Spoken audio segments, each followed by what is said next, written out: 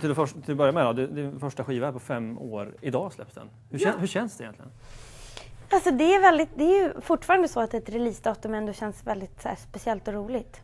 Men idag så är det ju inte lika viktigt som det var tidigare. Min skiva är ju läckt till och med för några månader sedan. Gjorde den det? Ja. Men du har väl släppt ut några låtar själv också på nätet? Absolut, ja, men jag har släppt låtarna från plattan i olika steg. Vi har jobbat remixar på nätet och vi har jobbat olika låtar mot olika hemsidor och sådär och verkligen sett på den här plattan som inte bara en singel utan alltså en hel skiva och jobbat den på ett organiskt sätt. Så att skivan har verkligen fått en exponering och blivit jätteuppmärksammad. Men den blev också läckt för några månader sedan. Hur ser skivbolagschefen Robin på sån här sak? Nej, men det är klart att den dagen skivan läcker så tycker man att det är lite tråkigt. Man tycker det är tråkigt. Men sen så är det ju bara att släppa det. För det finns ju verkligen absolut ingenting man kan göra åt saken. Har du försökt göra någonting åt det? Nej, det har jag inte. Utan jag har valt att kanske inte prata om det så mycket. Men det är svårt att säga vad som är bra och vad som är dåligt med det. Skivan fick jättemycket hype på nätet och folk pratar om den väldigt mycket. Och det vet man ju aldrig om det hade hänt lika mycket om den inte hade blivit läckt. Så att, Nu släpper du 3 skivor på 1 år. Hur mycket PR-tänk från skivbolagschefen Robin är detta egentligen? Att skivan släpps i 3 delar är bara en praktisk lösning på problemet att jag kände att jag ville få ut en skiva snabbt. Jag ville inte vara i studion för länge och inte turnera enbart med den här skivan i 3 år som jag gjorde med förra, eller 4 till och med förra. Utan jag ville liksom blanda mitt studioarbete med mina turnéer.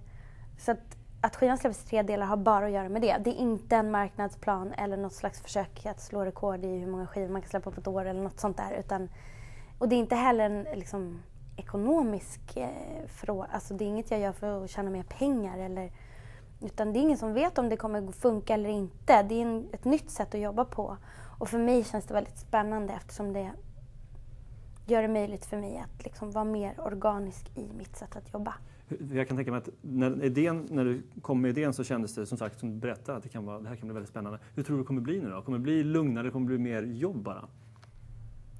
Det är väldigt mycket jobb just nu. Jag är jätteupptagen men jag har sjukt roligt så att jag njuter bara av det. Den här skivan som kommer idag då, vad är den inspirerad av? Vad kopplar du den till? Body Talk Part 1 är de 8 låtarna som var färdiga när jag var tvungen att skicka den till fabriken. Så är det. Och det är alltså hela skivan, de 3 delarna ihop, är låtar som jag och Claes och Andreas Klerup och Patrik Berger och lite andra har skrivit under året eller under förra året.